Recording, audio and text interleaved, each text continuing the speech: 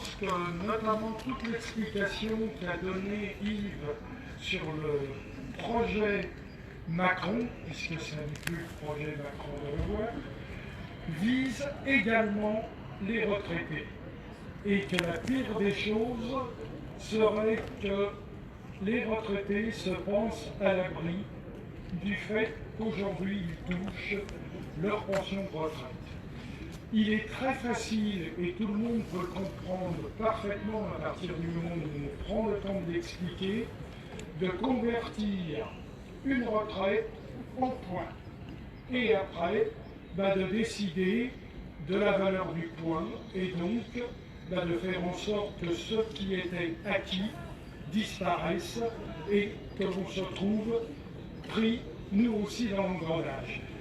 Bien évidemment, il n'est pas possible pour les retraités de débrayer. Encore que nombre d'associations dans ce pays sont souvent gérées bénévolement par des retraités. Et il faut savoir que ces associations représentent, lorsqu'elles sont générées bénévolement, en parallèle, l'emploi de près de 2 millions de salariés. Donc la place des retraités dans la vie sociale française est extrêmement importante.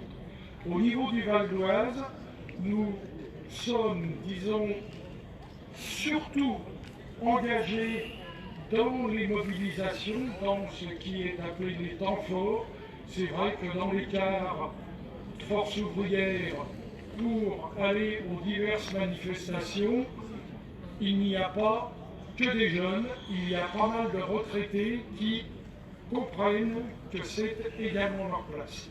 L'autre effort que l'on va faire et dont on a commencé à discuter, c'est bien évidemment la solidarité financière.